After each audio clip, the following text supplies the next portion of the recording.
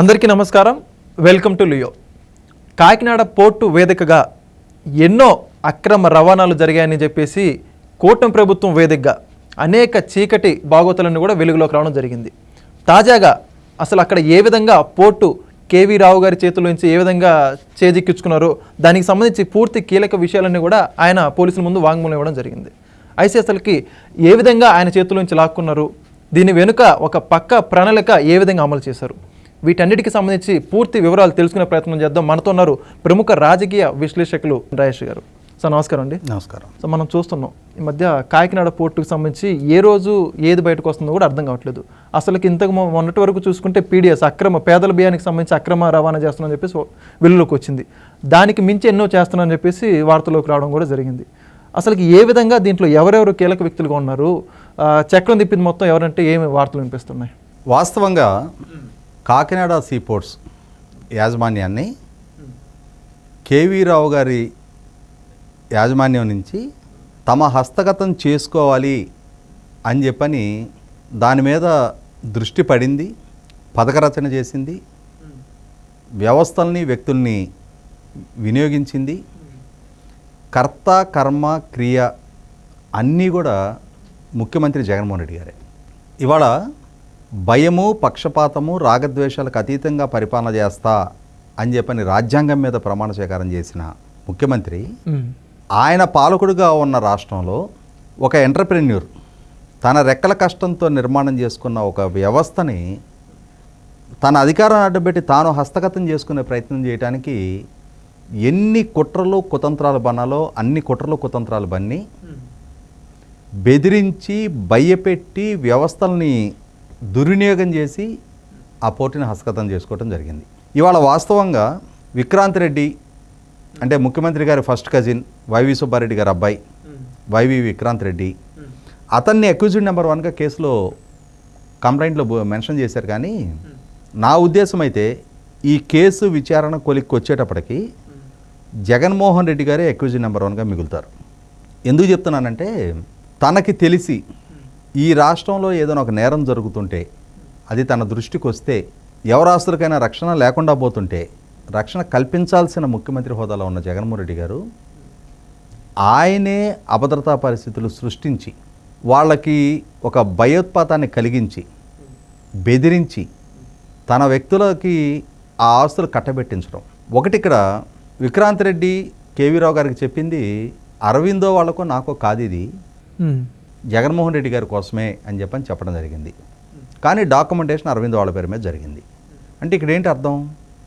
కేంద్ర ప్రభుత్వం తీసుకొచ్చిన బినామీ యాక్ట్ వైలేషన్ జరిగింది కదా.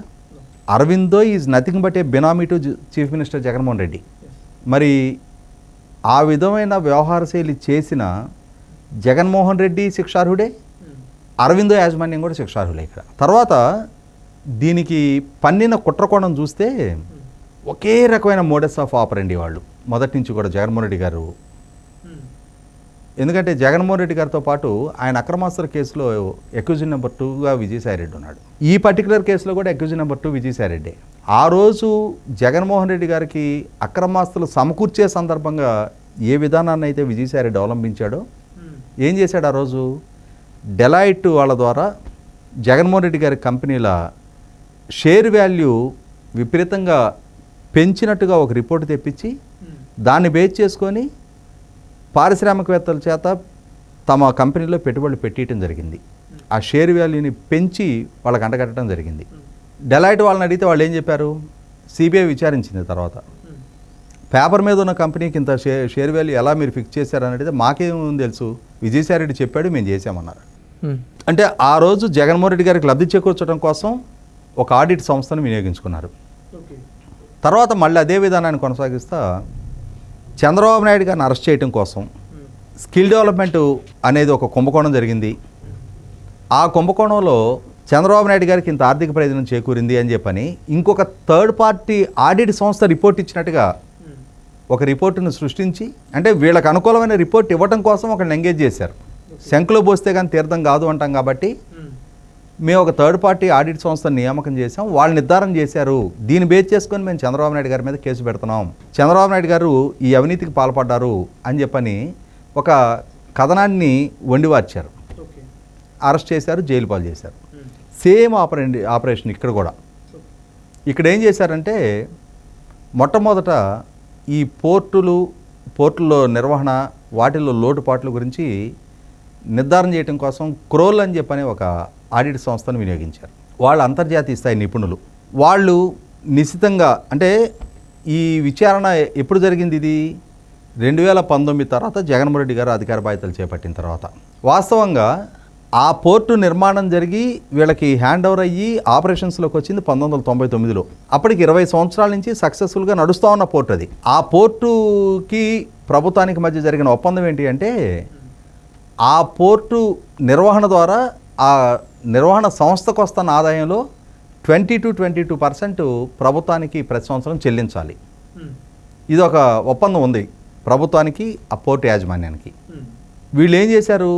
వీళ్ళు చెల్లిస్తున్న చెల్లింపులు హేతుబద్ధంగా ఉన్నాయా, ఏమన్నా తప్పులు జరుగుతున్నాయా నిర్ధారణ చేయండి అని చెప్పని ఈ క్రోల్ అనే సంస్థకు అప్పచెప్పారు. వాళ్ళు నిశ్చితంగా రికార్డ్స్ అన్నీ పరిశీలించారు, అన్ని విధాలా వెరిఫై చేశారు.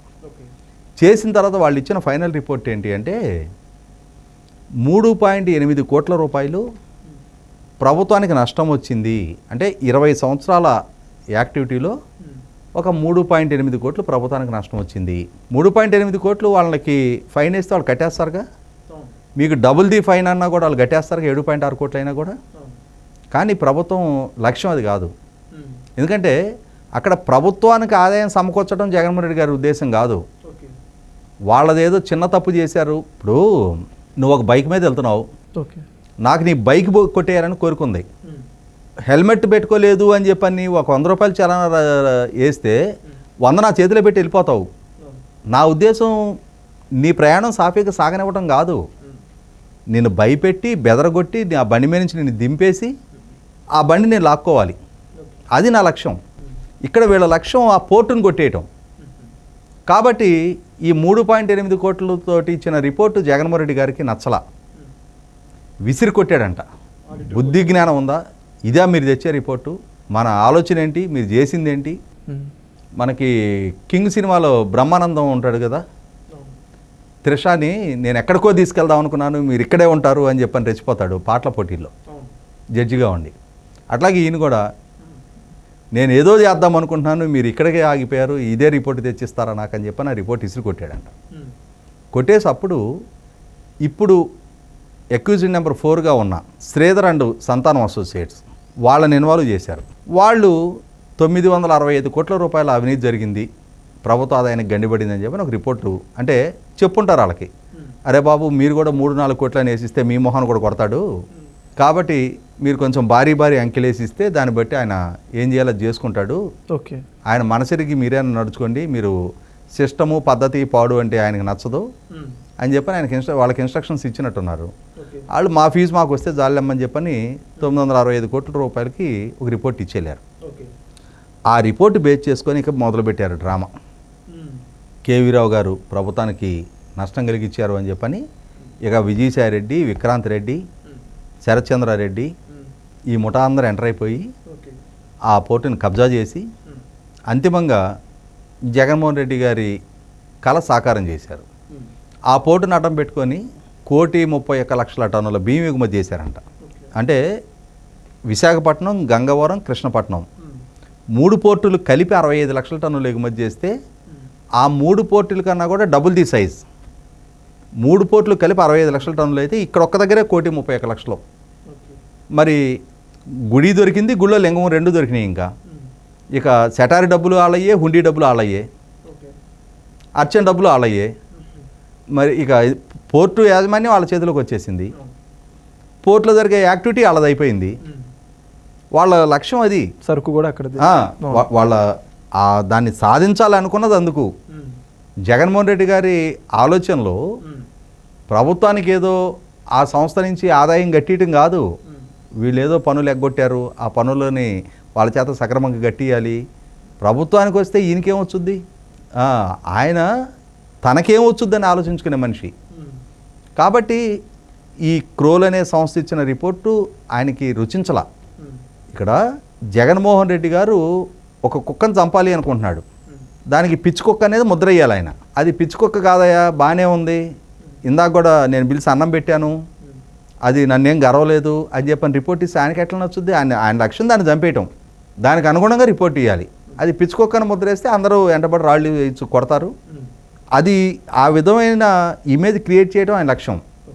కాబట్టి ఇక్కడ వ్యవస్థలను దుర్వినియోగం చేసి అధికారాన్ని, ప్రజలు ఇచ్చిన అవకాశాన్ని అందిపుచ్చుకొని ఒక్క ఛాన్స్ పేరిట అధికారం దక్కించుకున్న జగన్మోహన్ రెడ్డి చివరికి ఈజ్ ఆఫ్ డూయింగ్ బిజినెస్ పేరిట దేశంలో నెంబర్ 1 స్థానంలో ఉన్నాము, రాష్ట్రంలో నుంచి ప్రపంచం నుంచి పెట్టుబడి అంటే ఇతర రాష్ట్రాల నుంచి ప్రపంచం నుంచి కూడా పెట్టుబడిదాన్ని రప్పిస్తానని చెప్పని వాగ్దానం చేసి అధికారంలోకి వచ్చిన జగన్మోహన్ రెడ్డి రాష్ట్రంలో ఉన్న స్థానిక ఎంటర్ప్రెన్యూర్స్ని వాళ్ళ వ్యాపారాలు వాళ్ళని చేసుకోనీయకుండా పొదుగుగోసి పాలు తాగినట్టుగా నేర ప్రవృత్తితోటి అధికారాన్ని దుర్వినియోగం చేసి వ్యవస్థని దుర్వినియోగం చేసి ఈ విధమైన అకృత్యాలకు పాల్పడ్డ సందర్భంలో నేను మొదట్లో ఆ ఇంటర్వ్యూలోనే చెప్పినట్టుగా 100కి 100 పాళ్ళు అక్యూజ్డ్ నెంబర్ 1గా జగన్మోహన్ రెడ్డి గారి పేరు పెట్టి తీరాలి.